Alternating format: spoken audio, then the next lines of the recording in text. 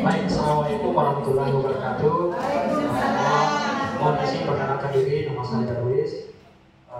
Saat ini mengajar di SMP Gampang Palombo, pasti sudah tahu semua karena banyak alumni di sini sekolah di SMP Gampang Palombo. Jangan sampai di sini ada wali murid tak? Tidak ada di sini ada waktu siswa. Iya. Jadi saya di sana guru BK. Sebelumnya materi saya mau spreading dulu boleh dulu. Jadi kata kunci itu sebenarnya kata kuncinya Pak Guru berkata. Jadi kalau tidak ada kata Pak Guru berkata tidak boleh diikuti. Bapak Ibu, kata kuncinya adalah Pak Guru berkata. Pak Guru berkata. Ya, kalau tidak ada kata Pak Guru berkata maka jangan diikuti. Bisa kita mulai? Oke, Bapak Ibu. Berdiri nggak atau duduk? Dipaham ya? Ya. Kata kunci Pak Guru berkata. Ya. Ini bagaimana kita menyeimbangkan otak kanan dan otak kiri kita. Apakah sudah seimbang? Oke, kita mulai. Pak Guru berkata, silahkan berdiri.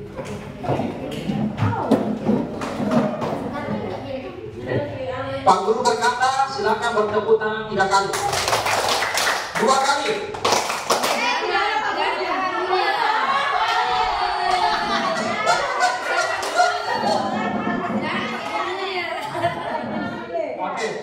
Pak Guru berkata, silakan aplaus diri masing-masing. Pak Guru berkata, siap, gerak.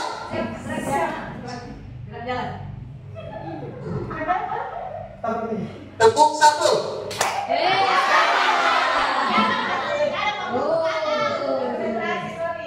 Oke, Pak Guru berkata tepuk 2. Oke, silakan duduk Bapak Ibu. Pak Guru berkata silakan duduk. Oke, tepuk tangan kita semua.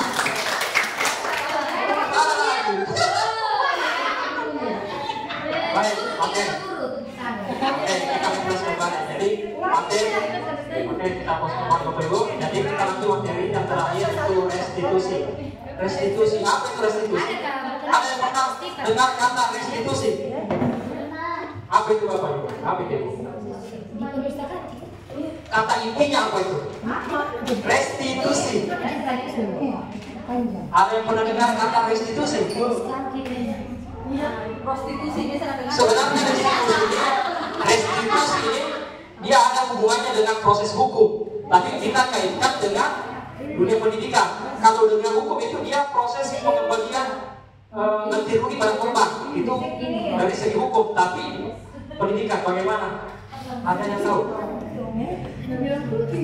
Restitusi adalah proses menciptakan kondisi bagi murid. kondisi yang Ada yang sudah dibahas tadi. Iya.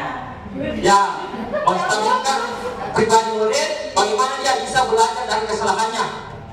Ya, itu kata kuncinya. Kemudian dia bisa belajar dari kesalahannya.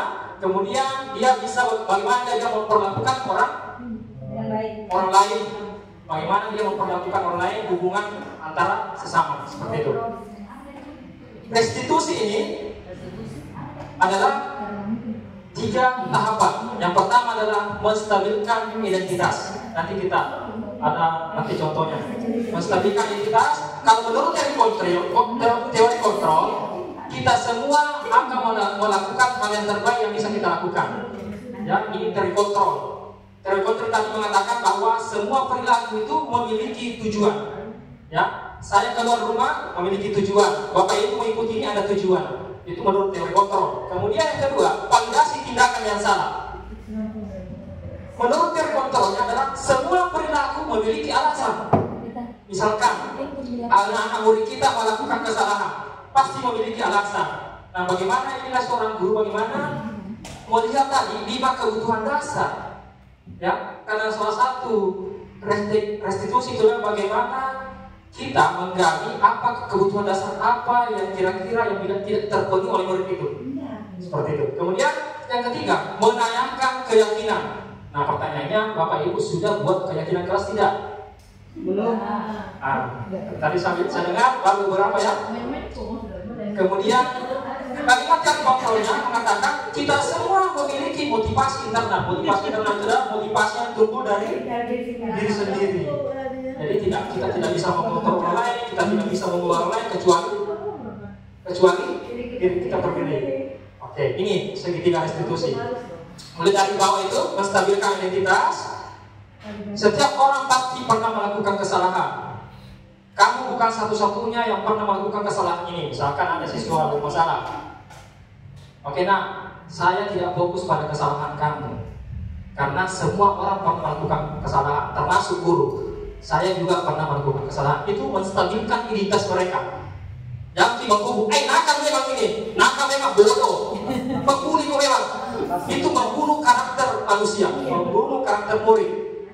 Maka dia akan lahir tumbuh menjadi seorang yang pendendam. Imbasnya apa? Maka mereka menjadi pelaku pembuli juga, Bapak Ibu. Seperti itu. Kemudian validasi tindakan yang salah. Adakah cara yang lebih efektif untuk mendapatkan apa yang kamu butuhkan? Ini tawaran. Kemudian kamu tentu punya alasan mengapa kamu lakukan hal itu. Misalkan kamu terlambat sekolah, kenapa? Jangan kita menjustis. Pokoknya ambil sampah. Kemudian yang terakhir menanyakan keyakinan. Nah, disinilah pentingnya ada namanya keyakinan yang kita sepakati. Keyakinan kelas apa yang sudah kita sepakati? Kembali ke laptop. Dan kamu ingin menjadi seperti yang bagaimana? Oke, lanjut.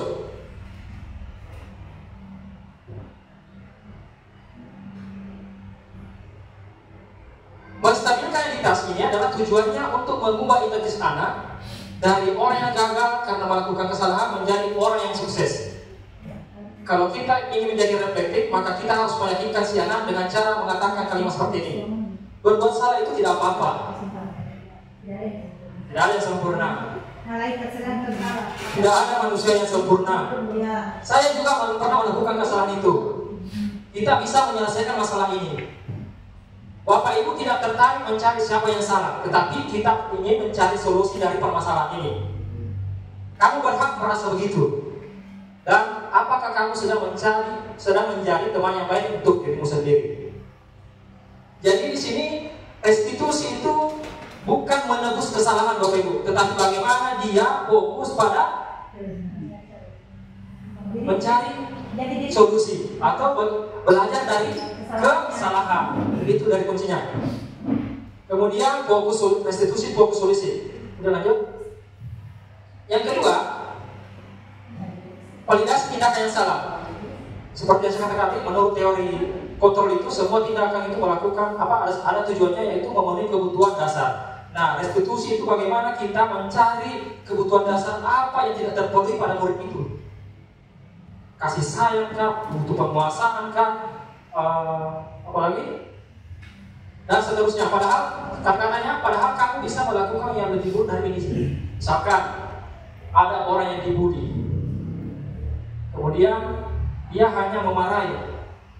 Padahal kalau kita menanyakan kepada murid, kamu bisa melakukan lebih dari ini. Bukan hanya sekedar memarahi, tapi kamu menonjol dia. Tapi kamu bisa menguasai dirimu sendiri. Kamu bisa mengontrol diri kamu. Nah itu. Kamu pasti punya alasan mengapa kamu melakukan hal ini. Kemudian kamu patut bangga pada diri sendiri karena kamu telah melindungi sesuatu yang penting buat kamu. Ada perlindungan diri. Kemudian kamu boleh mempertahankan sikap itu, tapi kamu harus menambah sikap yang baru. Artinya ada alternatif sikap baru, perilaku yang baru. Oke, lanjut. Ketiga, menanyakan keyakinan. Menanyakan keyakinan yang silakan Bu. Teori kontrol mengatakan pada dasarnya perilaku itu harus timbul secara internal, motivasi intrinsik. Kemudian ketika identitas sukses telah tercapai dan tingkah laku yang salah telah divalidasi, maka anak akan siap untuk dibuka dengan nilai-nilai yang dia percaya dan berpindah menjadi orang yang dia inginkan. Pertanyaan-pertanyaan ini menghubungkan keyakinan anak dengan keyakinan kelas atau keluarga. Pertanyaannya kepada anak, apa yang kita percaya sebagai kelas atau keluarga? Misalkan apa yang kita percaya, ada tidak keyakinan kelas di kelas kita? Kemudian apa nilai-nilai umum yang kita telah sepakati? Kemudian apa kita bayangkan tentang kelas yang ideal. Kemudian kamu mau jadi orang yang seperti apa. Jadi sifatnya restitusi itu sifatnya adalah sifatnya tawaran, Bapak Ibu. Dia tawaran, sifatnya tawaran, bukan paksaan. Bukan paksaan guru yang berhak menghukum kamu. Kamu tidak boleh menolak. Pokoknya kamu harus begini. Itu salah, keliru. Jadi proses ini ada contoh penanganan siswa yang bermasalah. Kita lihat saja bagaimana proses. Nah, siapa foto itu? Jangan lupa like, subscribe, dan share. Kayak dikenal. Di sini nanti ada seolah-olah siswa. Ini ada siswa yang tertidur dalam kelas. Kemudian saya panggil, kemudian saya tangani. Bukan dia nonton. Dua kasus di sini. Kasus yang kedua adalah terlambat datang ke sekolah.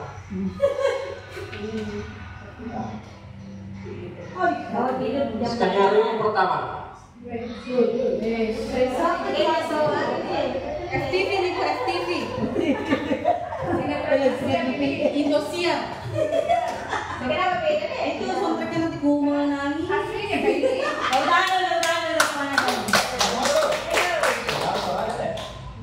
Iya, Pak. Ya. Nah. Oh, ini kita. Mantap baginya, Pak. Itu nih kayak dulu itu.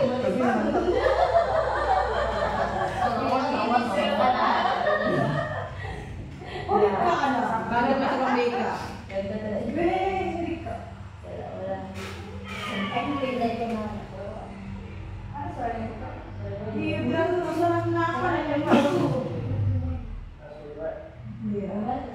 Iya. Harus di dalam kelas. Di sini saya menanyakan apa maksud Ananda saya panggil ke ruangan ini. Sudah tahu kan? Baru mau mengatakan ya Pak, karena tadi tertidur pada saat jam pelajaran. Oke, nah itu wajar, itu manusiawi. Saya seperti itu. Saya pun pernah melakukan kesalahan itu. Tetapi kalau sering dilakukan itu tidak baik. Nah,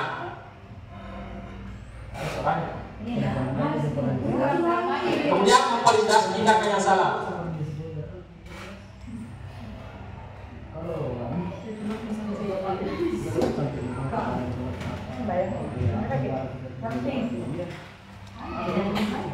Dabing. Penasaran nggak dengan apa dia?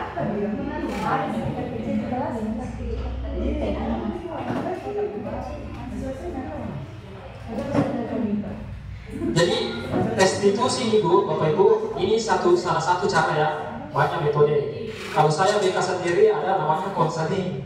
Kalau konseling itu beda lagi persoalannya. Dia lebih panjang lagi prosesnya Ibu. Tapi restitusi ini simpel sekali sebenarnya. Mudah sekali praktekkan. Tetapi bagaimana cara kita? Biasa itu kan anak-anak kita biasa sulit sekali terbuka menceritakan masalahnya. Makanya seorang guru itu bagaimana kita pada saat siswa masuk di ruangan, kita jemput, kita membangun rasa empati kepada siswa itu, kita menjadi pendengar yang baik. Biasa ada guru tangani siswanya, siswa mengambilnya, makanya siswa tidak percaya diri juga seperti itu. Kemudian, ya, habis. Ya, oke Bapak Ibu, kalau kita diskusi saja, kali ini materi terakhir, mungkin ada pertanyaan terkait dengan 5 materi tadi. Jadi ini adalah proses tindakan proses penyelesaian masalah. Baik. Karena kami diberi tempat, diberikan waktu dan kesempatan sehingga kami bisa berbagi ya Bu. Di sini kita berbagi, bukan menggurui kami datang, kami berbagi karena kita yang datang ke sini berlima sama-sama juga mau mencari ilmu, sama-sama kita berbagi ilmu. Kalau ada sedikit dari kami, mungkin itu yang nanti akan kami sampaikan, dan kalau ada yang banyak dari Bapak Ibu bisa kita sharing nanti. Alhamdulillah pada hari ini kami diberi kesempatan untuk sedikit lebih baik berbagi praktik baik diseminasi budaya positif di SD Negeri 54 Salutisum. Untuk saya sendiri, kita akan berbagi praktik baik tentang budaya positif. Budaya positif sering kita dengar yang sekarang digaung-gaungkan tentang budaya positif. Bagaimana kita membentuk karakter anak-anak kita supaya mewujudkan profil pelajar Pancasila yang berkarakter. Kita sama-sama memberikan alasan setuju tidak setuju terhadap apa yang ada di slide di depan. Kita santai saja Ibu, kita sama-sama belajar. Apakah pernyataan yang di atas Bapak Ibu setuju atau tidak? Karena ini yang sering dalam keseharian kita lakukan. Yang pertama, Bapak Ibu kira-kira setuju tidak hukuman dapat mendisiplinkan anak-anak kita? Setuju apa tidak? Silakan, ada yang menjawab. Silakan kita. Tidak. Alasannya kenapa Ibu? Jadi saya dengan teman, pertanyaannya apakah hukuman Dapat mendisiplinkan anak-anak kita? ini kita dari dulu sudah lama ya, dan sudah berapa tahun, dan kita sudah sering memberikan hukuman kepada siswa dengan harapan ada efeknya atau perubahan pada siswa. Namun setelah berjalan beberapa saat, mungkin takut atau kadang setelah berlalu waktu, maka sifat-sifat yang menyebabkan kita menghukumnya itu tetap kembali seperti semula. Jadi di sini menggambarkan bahwa hukuman ini tidak tepat atau tidak maksimal untuk mendisiplinkan sekali.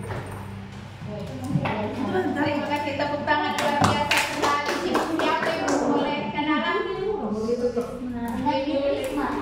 luar biasa. Hukuman dapat mendisiplinkan anak, ternyata tidak.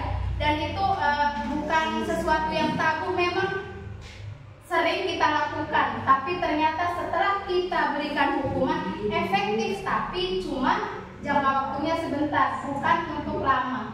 Malah kadang hukuman itu memberikan trauma tersendiri kepada anak-anak kita. Apalagi kalau hukumannya sudah tentang fisik. Kalau kita sampai memberikan hukuman fisik. Kemudian yang kedua, pemberian hukuman dengan hal positif seperti membaca atau membersihkan halaman sekolah dapat meningkatkan disiplin anak. Kira-kira setuju atau tidak Ibu? Setuju apa tidak? Setuju. Setuju. Alasannya Ibu bisa kita bagi. Tidak apa-apa, karena tidak ada yang salah dengan persepsi kita setiap orang. Sama kayak ini Bu, Pak. Kalau saya mau minta tidur sebenarnya. Pemberian hukuman dengan hal positif seperti membaca atau membersihkan halaman sekolah dapat meningkatkan disiplin anak.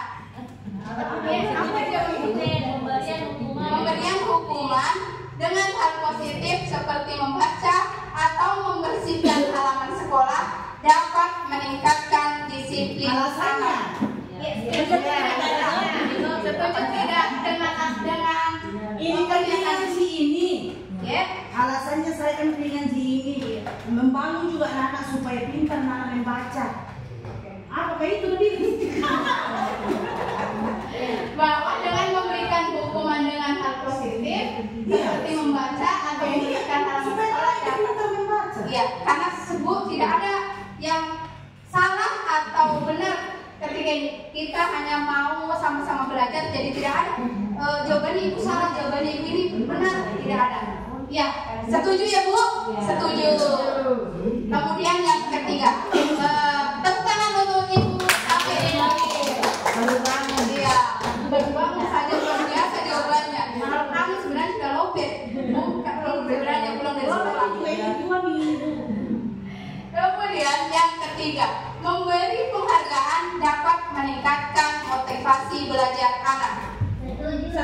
tidak? Memberikan penghargaan, apresiasi. Setuju tidak kira-kira? Setuju? Iya. Kita kunci setuju. Setuju.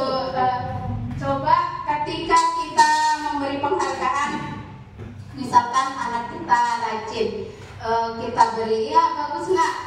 Terus ketika kita ingat lagi, ketika tidak diberikan penghargaan itu, apakah anak itu akan tetap melakukan hal yang dia lakukan tadi? Ketika kita berhenti memberikan penghargaan tadi, kira-kira anak itu masih tetap melakukan hal yang sama tidak? Masih tetap bagus ketika kita tidak apresiasi, kita beri penghargaan, apa kira-kira anak-anak itu masih melakukan hal yang kita harapkan tidak, Bapak Ibu? Tidak. Tidak atau iya? Kalau kita berhenti memberikan, kita bayangkan ketika kita berhenti.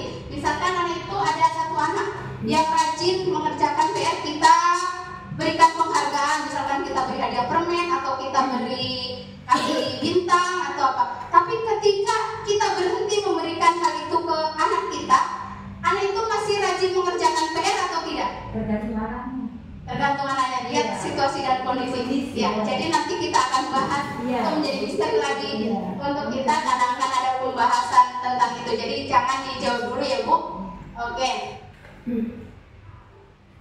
Kemudian konsep inti budaya positif apa saja? Yang pertama, disiplin positif dan nilai-nilai kebajikan universal. Nilai-nilai kebajikan universal itu semua kalau Indonesia tertuang dalam profil pelajar Pancasila, itulah nilai-nilai kebajikan universal kita. Kemudian teori motivasi, hukuman, penghargaan, dan restitusi. Itu nanti yang akan kita berbagi, kita sharing. Seperti ada yang tadi, apa dengan penghargaan tadi, apakah anak akan tetap melakukan hal baik itu?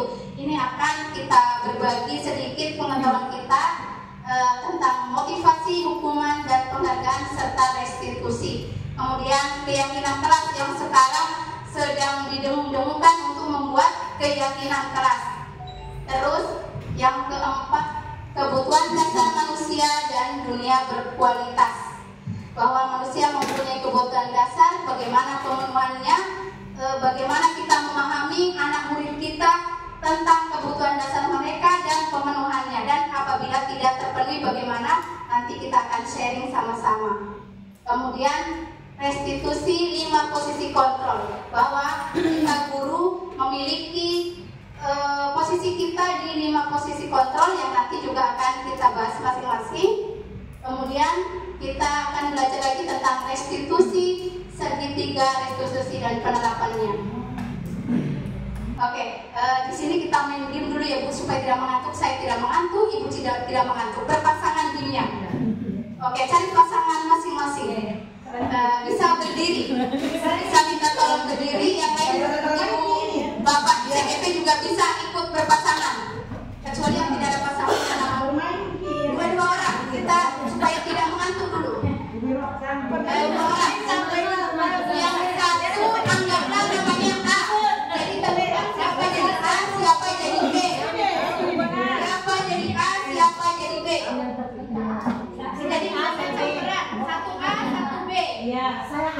Ya. Tentukan A siapa, B siapa. Mudah-mudahan tidak mengantuk kalau sudah ini bermain. A. Sekarang kita kebalkan tangannya Bapak Ibu yang di A. A tugasnya mengebalkan tangan satu saja. Kalau dua nanti sampai yang satu. Nah, tentukan, sudah ditentukan A pegang kuat.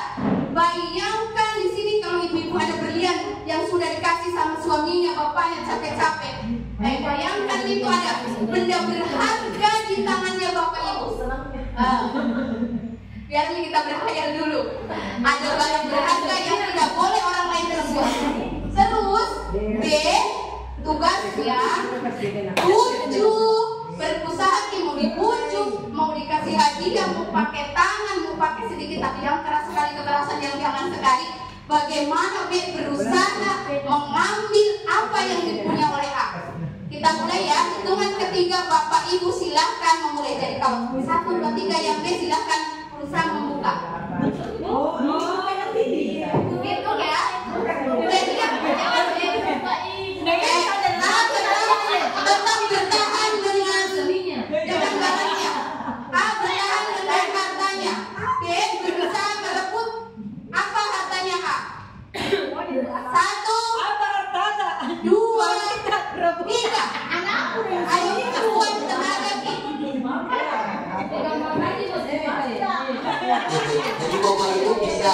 bisa dengan cara ini ya, bisa dibujuk, bisa membujuk, menghati, menggelitik, bahkan menggelitik boleh kan ya? Oh, ada buju ini. 1, 2, 3, terserah caranya.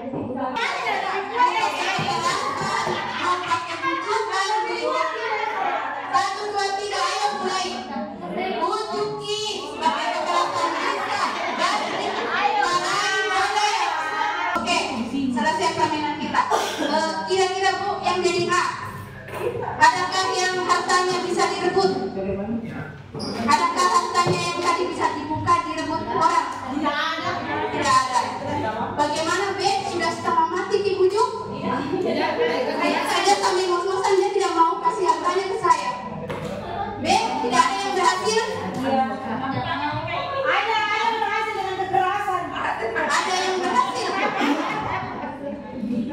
Lemah juga memang.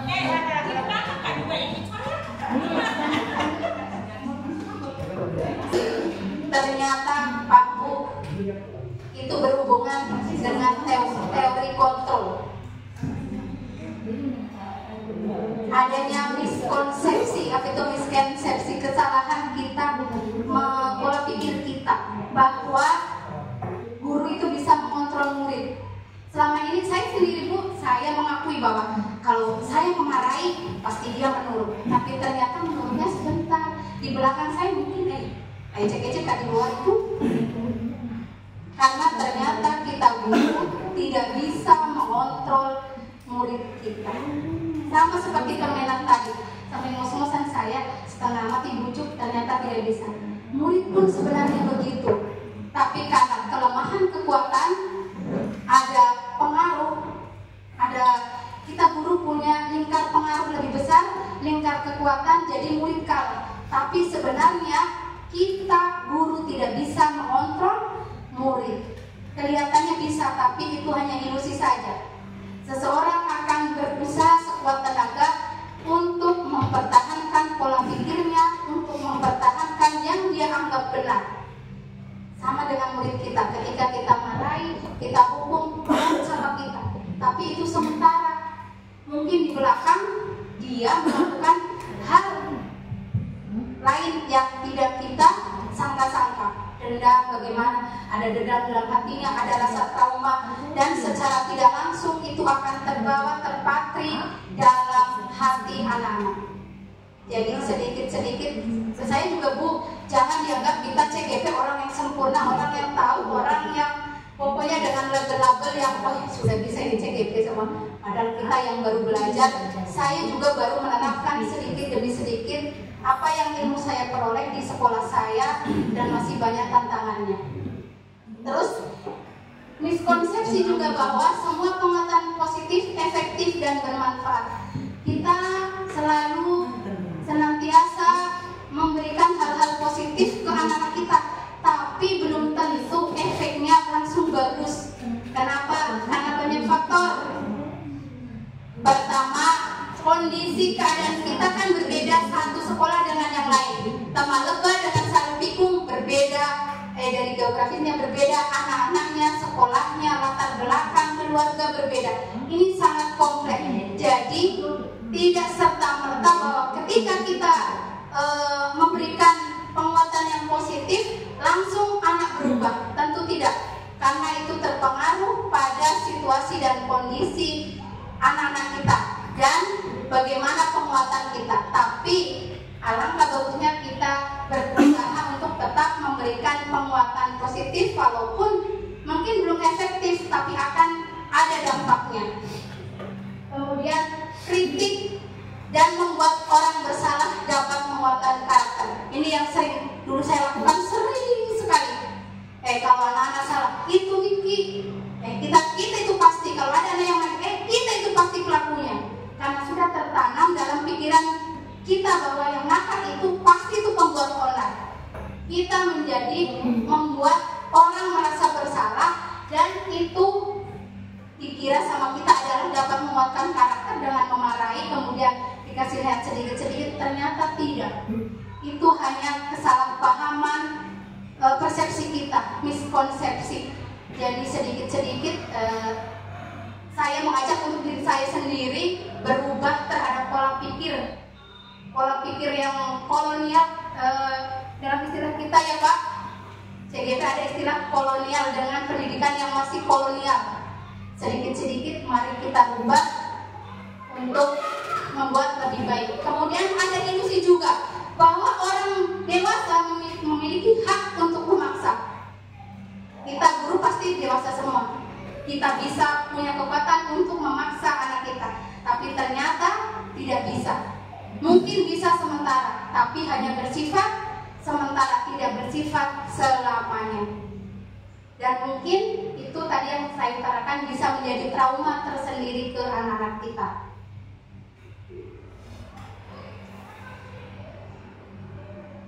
Terus lagi stimulus respon dan teori kontrol. Stimulus respon yang biasa kita lakukan.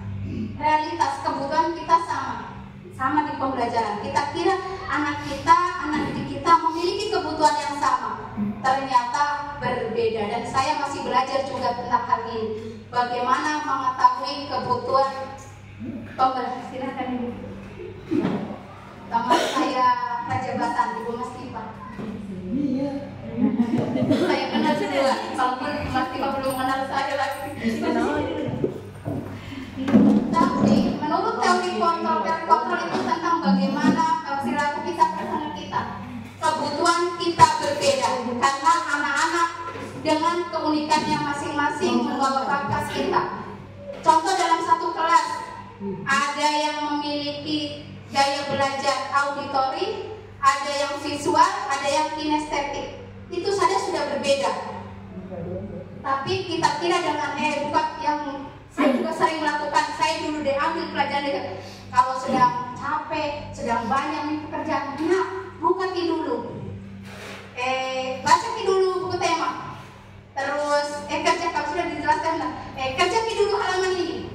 Dikira sama. Itu bukan masalah yang maksudnya tabu yang kayak umum tabu. Saya sendiri, saya pelakunya. Dulu saya pelaku utama. Kalau sedang capek banyak pekerjaan, buka buku tema, jelaskan sebentar, kerjakan di halaman ini, nanti dikumpulkan. Kalau pas mau bisa memeriksa, diperiksa. Tapi ternyata itu keliru, bahwa kebutuhan anak berbeda-beda. Kemudian semua orang melihat yang sama. Seperti tadi, kita kira anak kita kebutuhannya sama, kemampuannya sama. Ternyata realitanya setiap orang memiliki gambaran berbeda, memiliki angan yang berbeda, memiliki potensi yang berbeda, karena memiliki kodrat alam dan kodrat zaman yang berbeda. Kemudian perilaku buruk dilihat sebagai suatu kesalahan. Saya juga pelakunya. Anak-anak yang nakal langsung dicap nakal terus sampai nanti. Mungkin sampai tamat itu yang terkenang di kita. Kalau ketemu, itu yang pada sekali waktu dulu SD. Padahal di sisi lain mereka punya potensi. Kemudian orang lain bisa mengontrol saya, tidak seperti permainan tadi. Jangan biarkan orang lain mengontrol kita. Kalau kita beranggapan bahwa kita benar, kita juga tanam ke anak kita. Ayo, kalau kita rasa benar, ya harus teguh pendirian. Jangan membiasakan kita hardik, kita apa supaya dia tunduk, sehingga dia tidak memiliki prinsip hidup. Kemudian saya bisa mengontrol orang lain, tidak, itu seperti tadi. Anda tidak bisa mengontrol orang lain, jelas. Kalau saya tidak bisa dikontrol, berarti dia tidak bisa mengontrol saya, kebalikannya. Pemaksaan ada pada saat pujukan gagal. Nah, kalau saya juga pelakunya. Pokoknya saya banyak sekali pelakunya di rumah. Kalau dibujuk-bujuk anak-anak sudah siang, mau ceklok, mau habis ini waktu. Nah, cepat dibujuk ya. Awas, kalau tidak mungkin cepat-cepat pakai baju atau tidak mungkin cepat-cepat naik motor, ibu tinggal. Ini kan paksaan, sebuah paksaan dari gagalnya saya membujuk anak saya. Oke, demikian yang sedikit saya bagi karena waktu kan kita berlima, jadi kita berbagi dengan teman saya Bapak Fahri Jalaluddin dari SMP Negeri Nakalobu. Bismillahirrahmanirrahim. Assalamualaikum warahmatullahi wabarakatuh. Terima kasih atas kesempatan yang diberikan Bapak Ibu. Saya akan bermateri. Perkenalkan, nama saya Fahrizal di SPD. Saya mengajar di SMP Negeri 6 Palopo. Kebetulan di SMP 6 saya mengajar PJOK. Materi selanjutnya yakni disiplin positif. Ya, disiplin positif. Bapak Ibu sudah pernah dengar kata disiplin positif? Ya. Tentunya sudah ya. Kalau sudah buka PNM ya. Tapi pertanyaannya, apakah kita sudah mempraktikkan atau menerapkan disiplin positif di sekolah? Ya, itu yang masih tanda tanya ya. Oke. Jadi disiplin positif ini mempunyai makna disiplin belajar kontrol diri dengan menggali potensi kita agar tercapai tujuan mulia, yaitu sesuatu menjadi seseorang yang kita inginkan berdasarkan nilai-nilai yang kita hargai ya. Jadi itu secara maknanya atau pengertian. Dan nilai-nilai kebajikan universal. Nilai-nilai kebajikan universal adalah sifat-sifat positif yang merupakan tujuan mulia yang ingin dicapai setiap individu. Nilai-nilai tersebut bersifat universal dan lintas bahasa, suku bangsa, agama maupun latar belakang. Ya, setiap perilaku atau perbuatan memiliki tujuan. Ini menurut Dr. William Fraser pada teori kontrol. Dan dengan mengaitkan nilai-nilai kebajikan yang diyakini seorang, maka motivasi intrinsisnya akan terbangun sehingga menggerakkan motivasi dari dalam untuk dapat mencapai tujuan mulia yang diinginkan. Yang ketiga, nilai-nilai kebajikan yang ingin dicapai oleh setiap anak Indonesia kita kenal dengan profil pelajar Pancasila, seperti apa yang telah dibahas tadi oleh Ibu Tuti. Ya, ini setiap perilaku atau perbuatan memiliki suatu tujuan. Jadi ketika ada anak-anak yang nakal, mereka punya tujuan tertentu. Kenapa dia nakal? Misalnya dia usil, dia sering ganggu temannya. Nah, tentunya kita harus mencari tahu dulu apa yang menjadi dasar, apa tujuannya. Jangan langsung menghadik atau menghukum. Ya, sebentar akan dibahas tentang teori kontrol dan kebutuhan dasar manusia ya. Jadi salah satu tujuannya mungkin ada pada kebutuhan dasar manusianya. Nah, di sini ada tabel. Tabel ini merupakan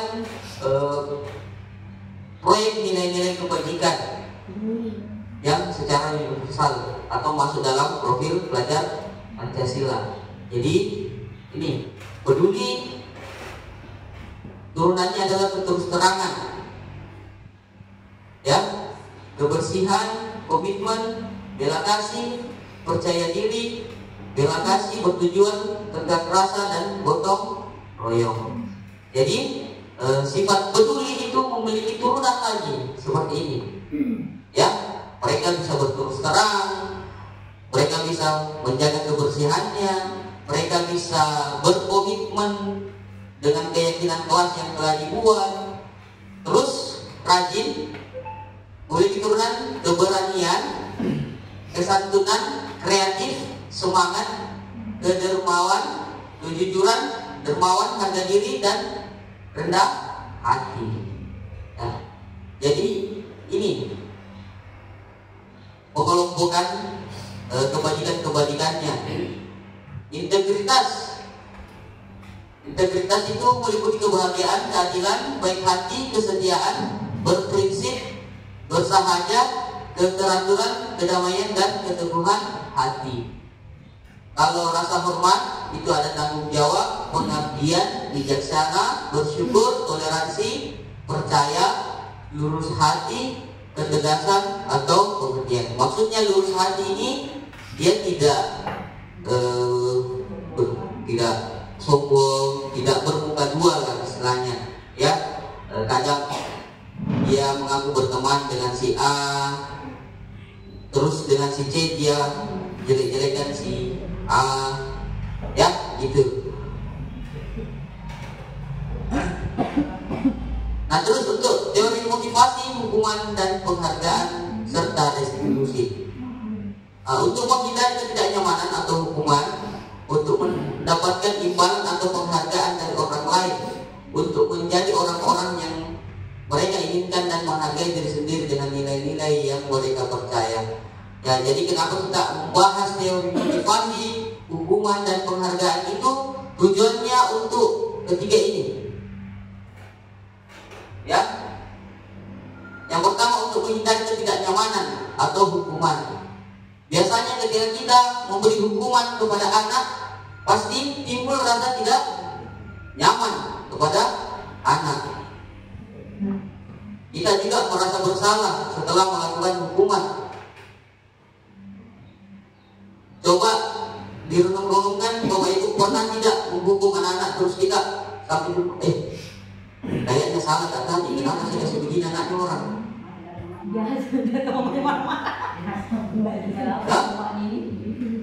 Ya, minimal ada memori negatif yang teringat entah bagi kita dan anak.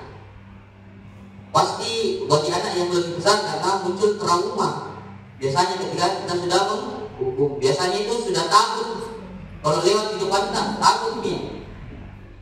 Nah, ini yang kita hindari.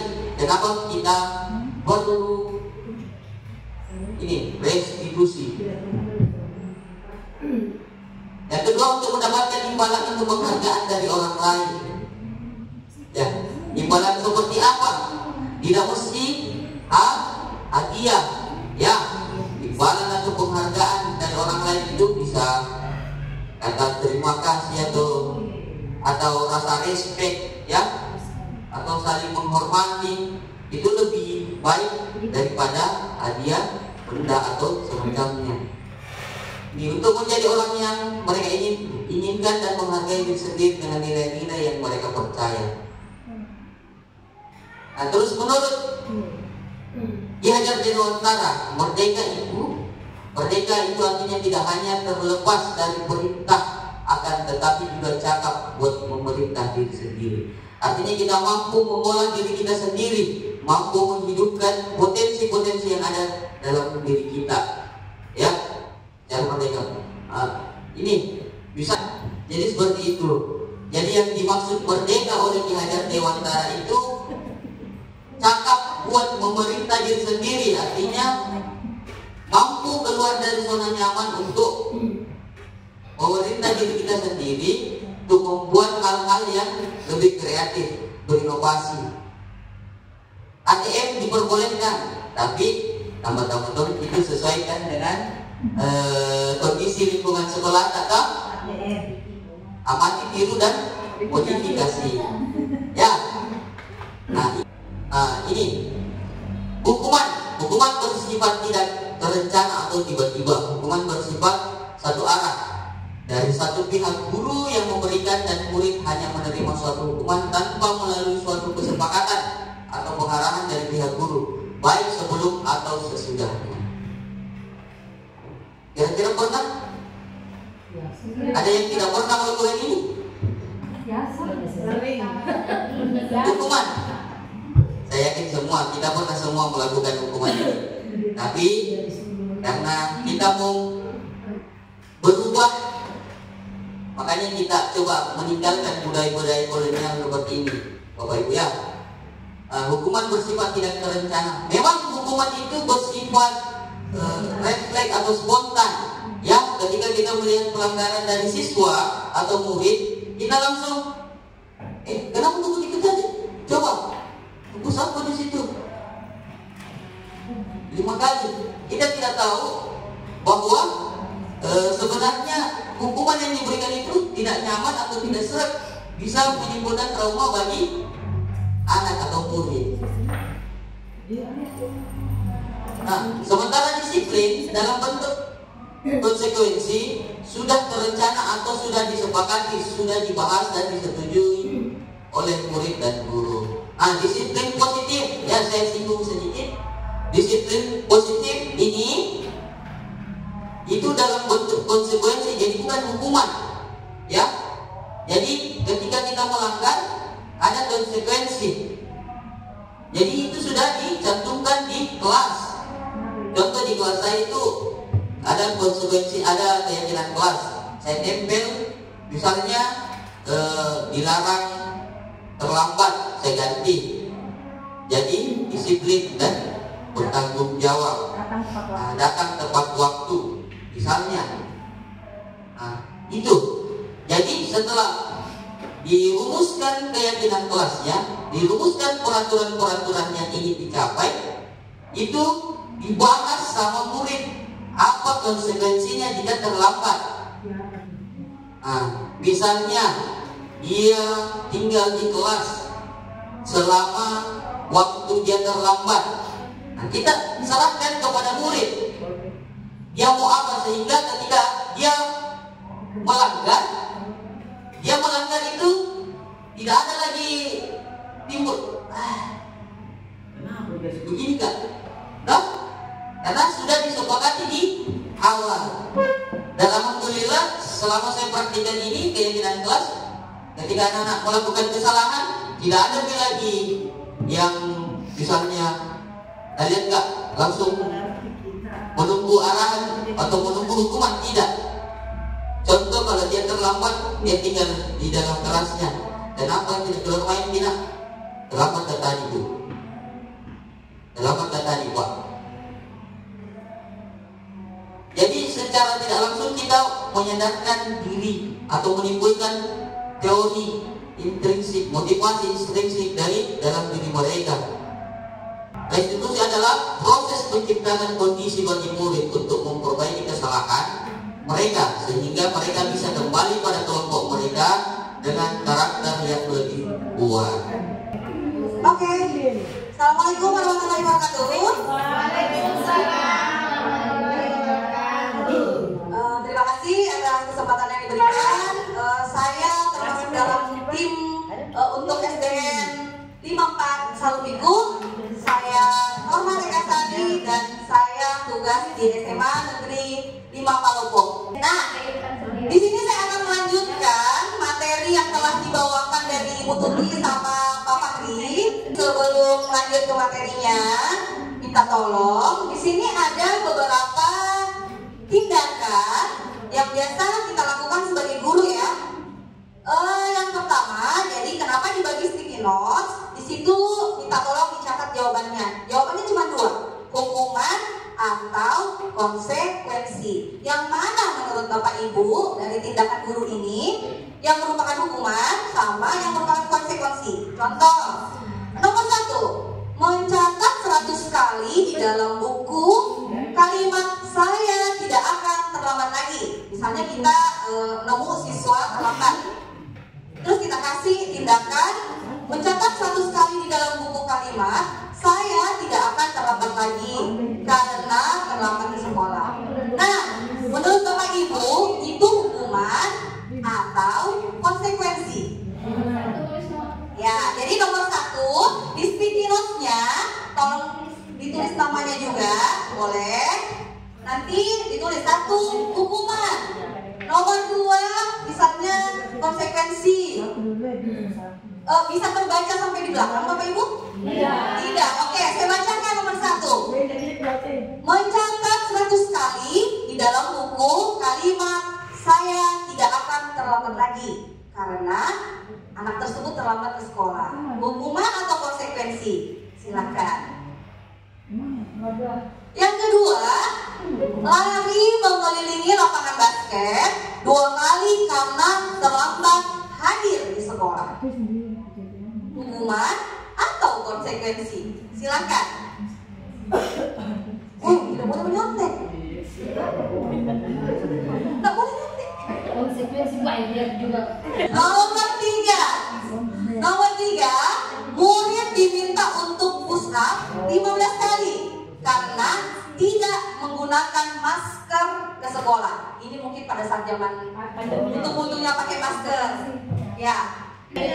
Yang keempat, bisa lanjut? Oke, yang keempat, menggantikan kertas tugas teman yang telah dicoret-coret. Ya, jadi temannya iseng dan coret-coret. Oke, bisa lanjut? Yang kelima, membersihkan tumpahan air di meja tulis karena tersenggol pada saat belajar. Jadi temannya menyenggol, terus disuruh bersihkan. Yang pertama mencatat 100 kali itu merupakan hukuman. Ada yang benar?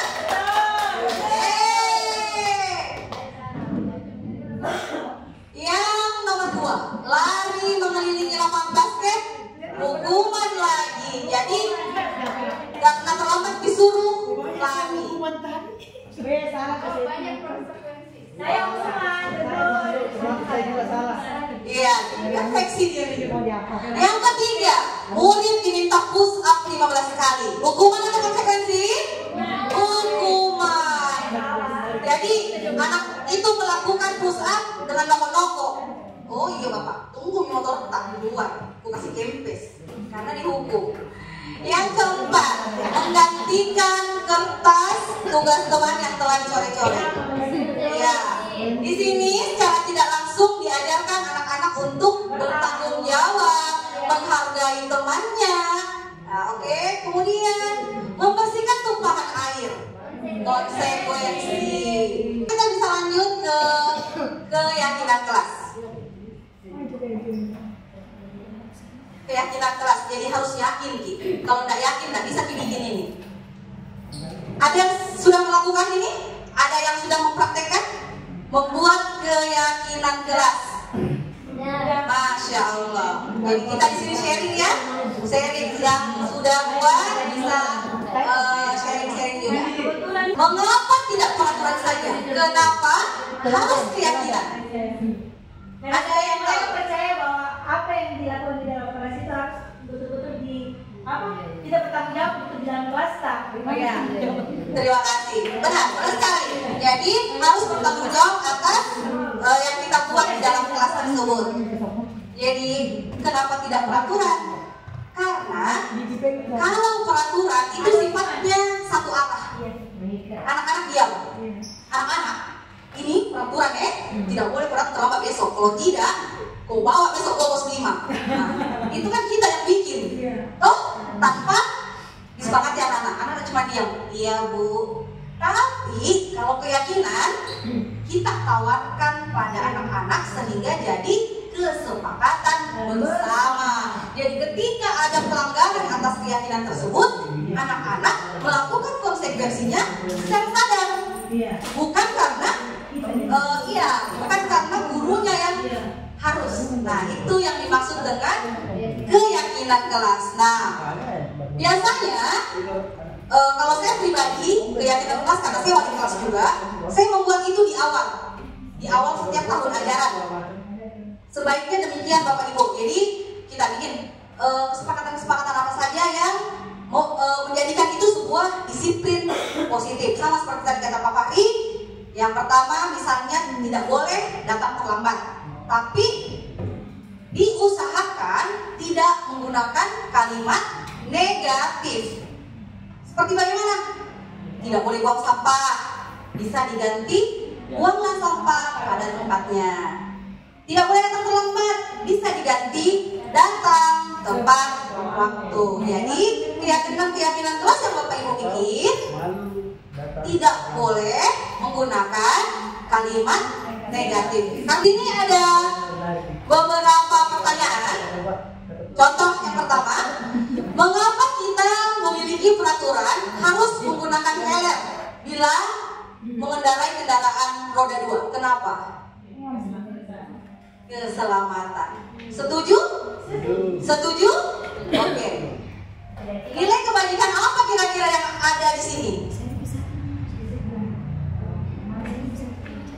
Nilai kebajikan apa ketika kita mentaati peraturan? Karena tadi, untuk keselamatan. Nah, iya benar, 100 Bapak Ibu, Masya Allah. Jadi disiplin diri. Kemudian ada mengapa kita memiliki peraturan 3M? Menggunakan masker, mencuci tangan, dan menjaga jarak. Itu untuk apa kira-kira? Kalau tadi keselamatan, sekarang untuk kesehatan. Nilai positifnya apa yang kita dapat? Kesehatan. Kebajikannya. Kalau tadi disiplin, ini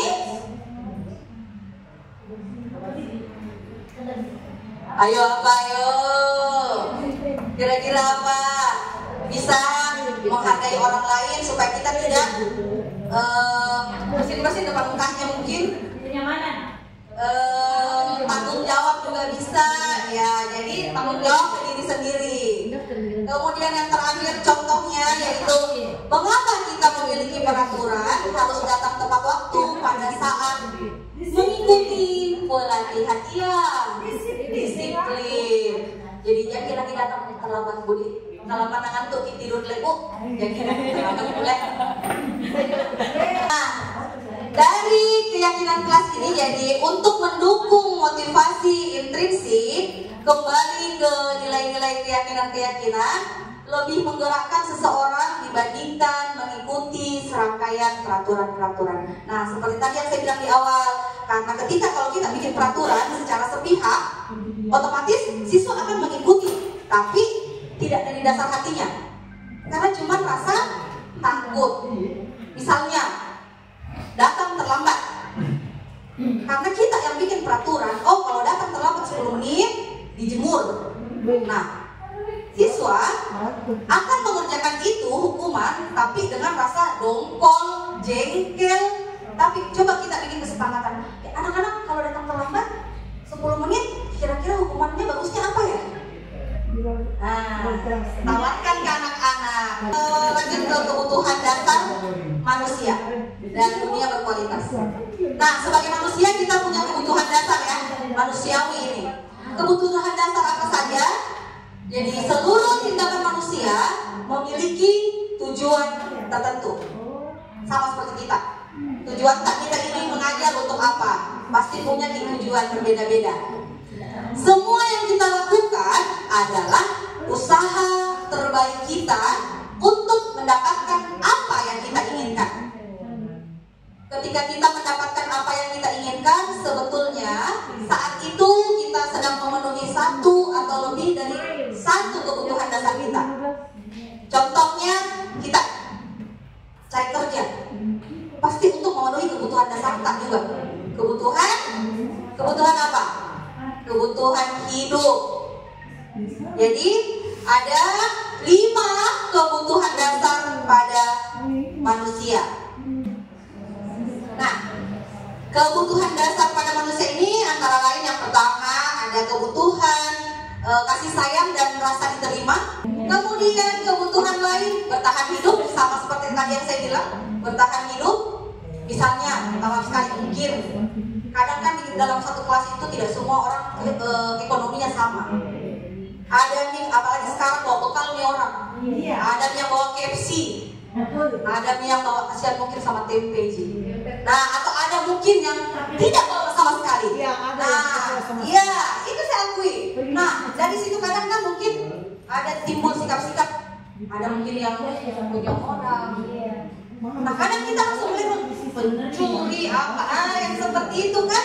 Ibu nak curi makananku, ibu nak curi jajanku. Oh, mau di BK. Nah, padahal kita tidak tahu kenapa dia seperti itu. Jangan sampai mungkin dia lapar. Kemudian kesenangan. Karena programnya memang anak-anak itu bermain, senang. Makanya seperti yang Pak Wahdi bilang, kita harus mengerti kebutuhan anak. Dalam artian bukan kebutuhan Bu, mau makan di kantin, bukan kebutuhan itu. Kebutuhannya dalam mendapatkan pengajaran dan pembelajaran. Karena kita pastikan, catat itu buku halaman 1 halaman 10, kumpul 2 jam kemudian di mejaku. Biasa toh? Iya. Bukan seperti itu. Kita tidak pernah tahu. Mungkin ini anak nggak suka menulis. Ini kejadian nyata lagi. Setiap yang saya ceritakan ini kejadian nyata. Tahun lalu ini ada siswa dia menghadap ke langsung tidak mau ke BK, ke Kepsek. Dia merasa dibully. Kerjanya itu dia menulis. Punya temannya. Dia takut karena temannya lebih besar.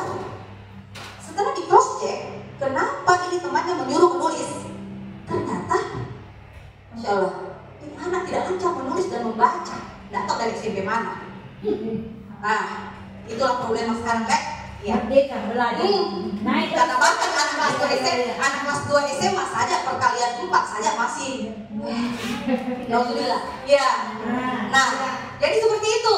Jadi kita setelah ditelusuri mungkin karena dia capek nih menulis terus. Menulis punyanya temannya, dia melapor, dia langsung ke capture, tidak sanggup kak. Ada temanku dia bully kak, selalu disuruh kak terus menulis. Dipanggillah anak tersebut, kenapa kau suruh dia terus menulis? Lama dia tidak mau bilang. Ternyata dia tidak lancar membaca, dia tidak lancar menulis. Nah, bisa kan kita jadi guru kalau memang kita tahu ini suruh lisan saja, nggak usah menulis. Nah itu maksudnya salah satu tadi yang penjelasannya kembali, kita harus bisa mengerti kebutuhan siswa. Memang berat. Kenapa berat? Ya karena harus mempeta-petakan, oh ini anak yang begini, ini anak yang begini, ini anak yang begini. Saya pun melakukan hal yang sama dengan Pak Fahri. Jadi itu namanya pembelajaran berdiferensiasi. Ya, karena diferensiasi itu ada banyak, ada produk, ada konten, tergantung. Contoh, ketika kita P5 itu kan indikatornya itu kita project menggali minat dan potensi siswa. Jadi ketika kita membuat project menentukan tema, bukan kita yang tentukan kan harusnya siswanya. Misalnya kita ambil tema gaya hidup berkelanjutan. Terus kita tampilkan di papan ini. Kira-kira ada anak mungkin, misalnya pengolahan sampah lah. Mungkin ada anak yang mau ngobok-ngobok sampah, tapi ada anak yang tidak mau. Kan dia bisa bikin yang sampah yang olahan, yang mau ngobok-ngobok sampah, silahkan. Jadi itu maksudnya, jadi kita gali potensi dan minat yang ada pada siswa itu. Bukan kita yang harus ke sampah semua. Nah kalau ada yang nggak suka korek-korek sampah, yang selanjutnya kebebasan di sini dalam artian salah satunya misalnya kebebasan berekspresi. Ketika mereka kayak tadi membuat kesepakatan kelas, nah itu salah satu kebebasan mereka untuk menyampaikan pendapatnya.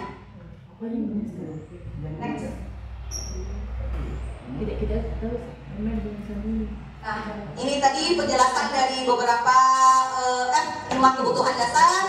Nah, tadi ada kebutuhan bertahan hidup, kasih sayang, penguasaan, kebebasan, dan kesenangan. Demikianlah pemaparan materi dari saya. Lebih dan kurangnya mohon dimaafkan jika ada yang salah-salah kata dari saya itu murni datangnya dari saya, mohon dimaafkan.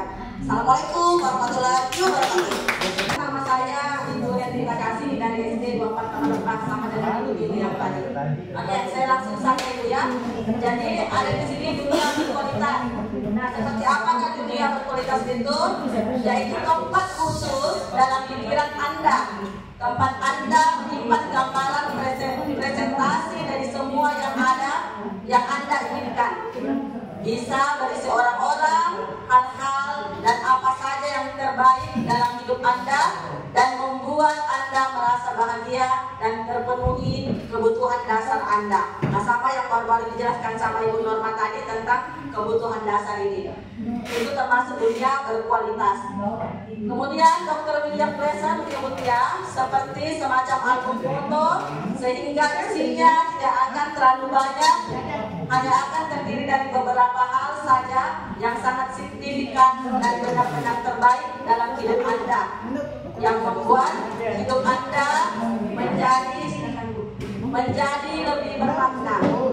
Kebutuhan dasar bersifat lebih umum dan universal, sedangkan dunia berkualitas lebih unik dan personal. Jadi kalau dunia berkualitas ini adalah personal atau diri Anda sendiri, ya.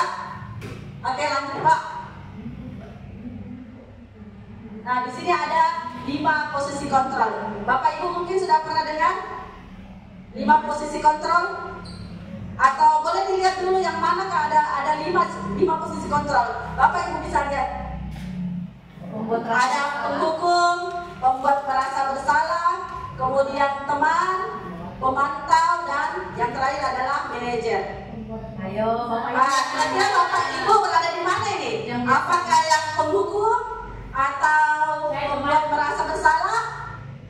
Bagaimana Bapak Ibu? Saya teman-teman. Oh, teman, alhamdulillah. Jadi sebenarnya Ada pemantau. Oh, ada pemantau. Kalau saya pribadi, Saya diasuhin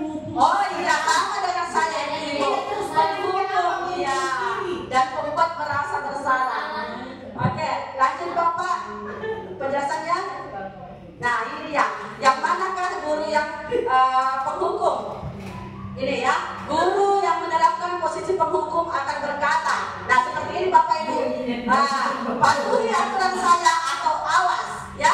Kadang seperti itu Bapak, kan bahasanya kita berbeda, di sini kan bahasa formal, ya. Oke, lanjut. Kamu selalu saja salah, ya, selalu diserahkan kamu salah salah. Iya. Iya, salah terus. Oke, kemudian pasti selalu yang terakhir selesai. Sering ya? Iya, pasti ada misalnya dalam kelas kita yang sering telat menulisnya. Oke, itu penghukum itu.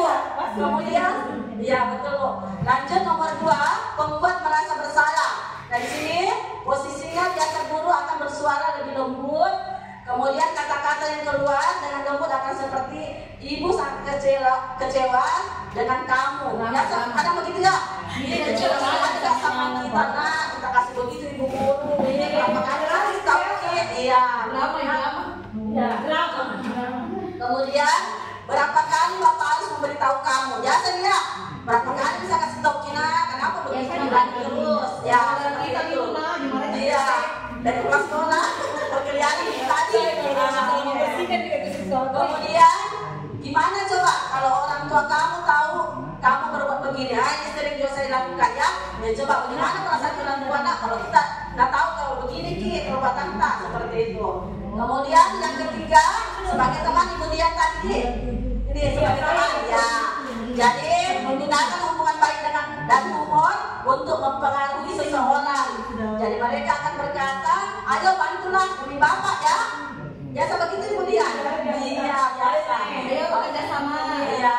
Kemudian ayo ingat tidak bantu Bapak selama ini. Ya. Kemudian ya sudah kali ini tidak apa-apa nanti Ibu bantu bereskan. Nah, ini yang terakhir ini kadang sering-sering kita lakukan. Oke, selanjutnya pemantau.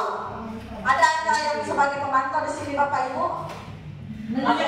Kita lihat apa yang pertanyaannya. Pertanyaannya adalah peraturannya apa? Maksudnya apa peraturan dalam kelas biasa ini kalau buat kesalahan seperti ini? Kemudian apa yang telah kamu lakukan? Apa yang kamu lakukan tadi? Kemudian sanksi atau konsekuensinya apa? Sama yang tadi sudah dijelaskan sebelumnya Bapak Ibu ya tentang sanksi dan konsekuensi. Yang terakhir adalah posisi manajer ini yang paling terbaik ya. Di antara 5 kontrol ini yang paling baik. Yaitu posisi di mana guru berbuat sesuatu bersama dengan murid, mempersilahkan murid mempertanggungjawabkan perilakunya, mendukung murid agar dapat menemukan solusi atas permasalahannya sendiri. Jadi seorang manajer itu berkata, apa yang kita yakini. Jadi apa yang telah kita yakini dalam kelas itu, itulah yang kita ucapkan kembali. Kita ingatkan kembali kepada anak-anak kita. Kemudian, apakah kamu meyakininya? Jadi yang keyakinan kelas tadi kita itu, apakah kita sudah meyakini tersebut? Kemudian, jika kamu meyakininya, apakah kamu bersedia memperbaikinya? Jadi ketika anak-anak melakukan kesalahan, kita menanyakan dulu keyakinan, ya. Apakah kamu meyakini? Kalau bisa, apakah kamu bersedia memperbaikinya? Kemudian, jika kamu memperbaiki ini, hal ini menunjukkan apa tentang dirimu? Ini nih yang bagus ini kalau kita jadi. Iya, posisi manajer yang paling bagus Ibu. Ya. Kemudian harus legowo begini. Iya, legowo. Apa rencana kamu untuk memperbaiki hal ini? Jadi kalau ada kesalahan, kita menanyakan seperti dia, rencananya apa untuk memperbaiki kesalahannya? Tapi saya yakin kalau kita menjadi manajer pasti tidak konsisten. Hari ini jadi manajer, ya saya jadi penghukum. Iya, betul sekali Ibu. Namanya juga manusia biasa. Apalagi kalau sudah pun dari rumah, sudah berubah ya Bu. Oke. Malah tadi apa? apalagi kita tak perlu pakai. Makanya Ibu nanti Ibu ya. Ada motivasi. Ya, sebentar Ibu ya. Masih ada strategi Bapak penutup. Oke. Lanjut 5 posisi kontrol yang ini ya. Institusi. Motivasi eksternal, kemudian motivasi intrinsik. Identitas gagal dan identitas sukses. Perilaku kontrol yang negatif, yang penghukum ini ya Bu ya, membuat merasa bersalah, itu termasuk perilaku kontrol kontrol negatif gitu Ibu. Yang mengukuhkan dan membuat merasa bersalah. Kemudian perilaku kontrol positif yang sebagai teman tadi kemudian ya dan sebagai pemantau. Kemudian yang kontrol diri yang paling terakhir yang paling bagus adalah seorang manajer. Jadi guru sebaiknya menjadi seorang manajer. Jadi posisi kontrol yang ini yang paling terakhir yang kelima. Oke? Sudah ya Pak? Terakhir ini atau masih? Sangat tidak? Oh, ya baik Bapak. Bapak Ibu terima kasih atas kesempatan yang diberikan. Ini terakhir untuk Pak Darwis ya. Oke, saya kembali Pak Darwis. Terima kasih. Baik orang yang berangkat. Bagus ini, bagus. Oh, baik lagi. Kalau karena itu biasa Bagus materinya. satu dimensinya. Biasa lebih buruk, biasa lebih baik. Yang pasti kesimpulan paling Baik Bapak Ibu, mungkin itu materi terkait budaya positif. Barangkali ada pertanyaan, kita berdiskusi ya terkait materi budaya positif. Silakan angkat tangan ya dengan Ibu. Ya, kita sampai. Terima kasih atas kesempatan yang dari sekian materi dari 5 materi ya yang disampaikan, dan mungkin saya bisa mengukur diri saya sendiri bahwa saya masih berada pada mode apa? Kolonial. Ya, saya masih berada pada mode guru kolonial. Ya, walaupun insya Allah ke depan kita berusaha untuk belajar dan mengubah. Nah, di sini cuma mau minta karena ini tadi banyak sekali ya, terutama penerapan disiplin positif, apalagi untuk menganalisis keberagaman siswa di kelas itu luar biasa. Ya, butuh dokumen dan butuh belajar dari sisi ilmu. Bagaimana kita menganalisis siswa di kelas satu-satu dengan kemampuan yang beragam, yaitu benar-benar butuh keluar dari zona nyaman. Ya, dan ini kami mau minta bagaimana caranya supaya kami bisa keluar dari zona itu ya, dan tidak berada terus pada pemikiran kolonial. Ya, sehingga pesan daripada kurikulum merdeka ini betul-betul bisa dilaksanakan. Ya, karena secara umum mungkin kami ya kita semua di sini masih di taraf kolonial itu.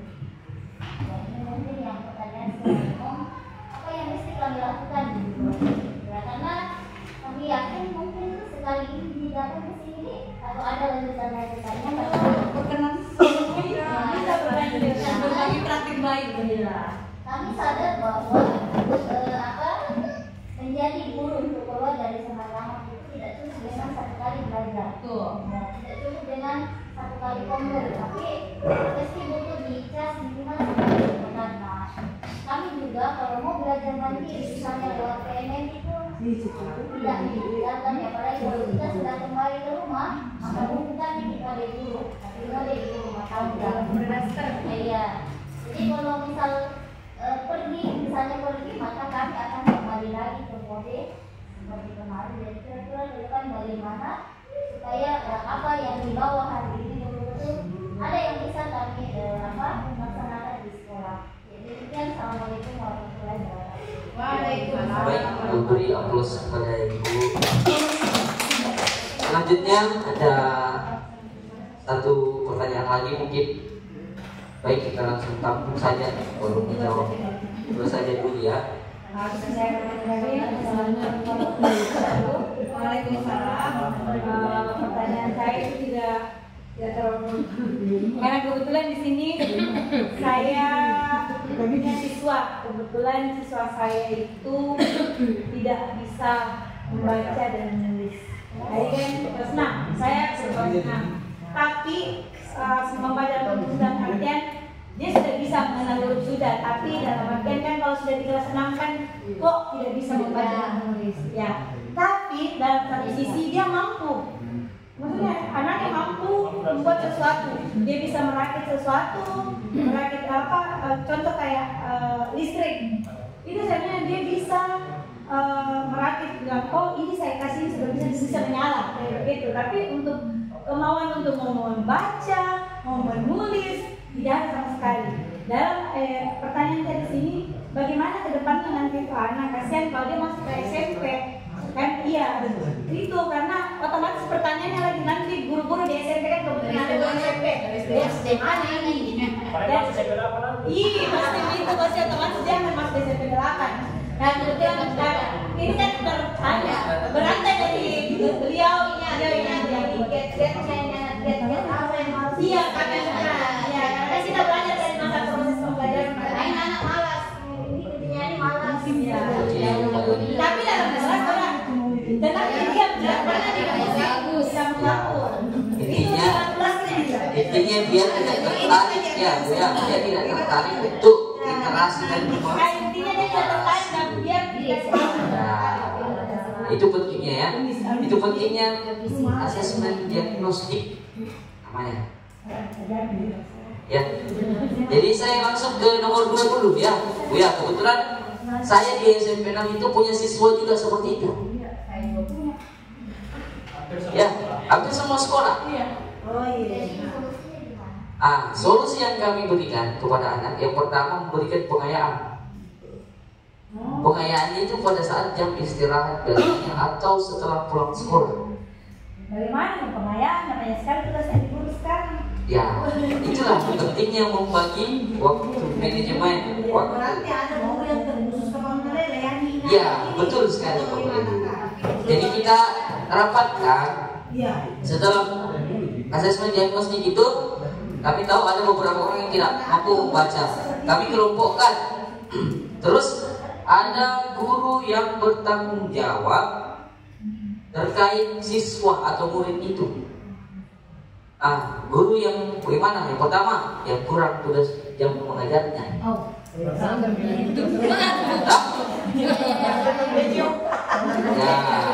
Itu. Kalau tidak, paling tidak ada guru bahasa Indonesia.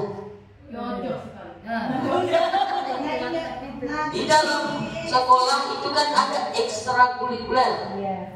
Maka saran saya adakan ekstrakurikuler baca tulis sesuai dengan kebutuhan murid. Terus yang kedua, jangan sampai ketika kita mempunyai murid yang malas atau tidak mampu membaca dan tulis, kita tidak memberikan nilai. Itu salah besar. Ya, karena ada penilaian proses namanya, Bu. Ya, kita hargai dia mau datang ke sekolah, dia mau menerima ilmu meskipun dia tidak bisa baca dan tulis. Rajin. Di sisi lain dia punya kelebihan di kinestetik. Kinestetik artinya dia kan bisa merakit kan tadi. Dia bisa merakit listrik. Itu kelebihan dia. Cara dia mengekspresikan diri dia di situ. Ya, seperti yang dijelaskan tadi, berdiferensiasi. Di situ nih dia.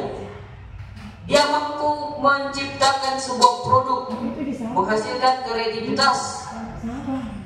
Mungkin temannya bisa membaca dan menulis, tapi tidak bisa merakit listrik. Ya, itu kelebihan dia. Dan tidak semua anak bisa seperti anak yang tadi. Jadi kita hargai dia, berikan nilai.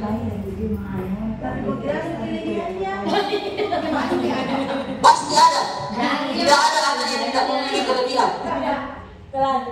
Itu problemnya biasa kan. Ya.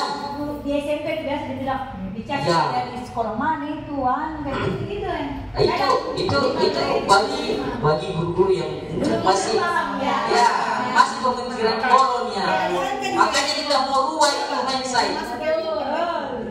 Jadi tidak ada lagi yang saling menyalahkan.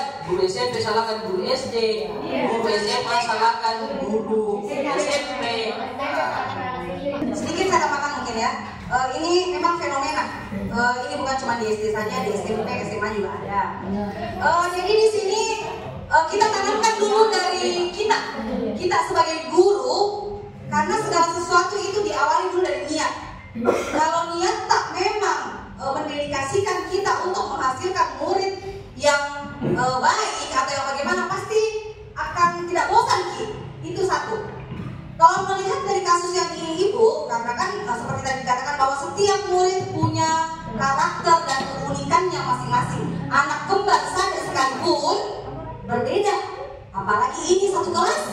Nah, bisa mungkin selain tadi dikasih pengayaan, dikasih ekskul tambahan, bisa mungkin disesuaikan dengan minat yang dia punya.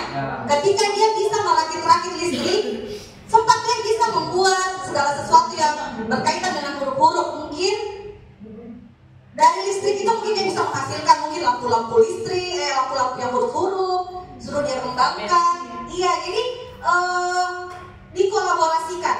Dan setiap ada permasalahan di satu sekolah, usahakan kolaborasi.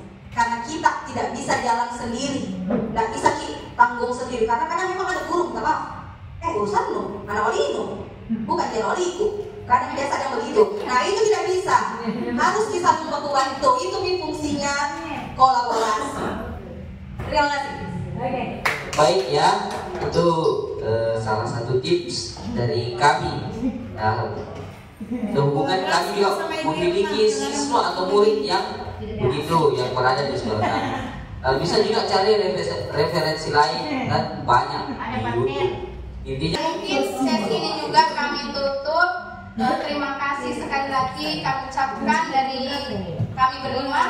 Terima kasih atas kesediaannya ibu-ibu, ibu guru dan bapak guru hebat SD 54 Salubikung yang sudah meluangkan waktu, meluangkan tenaga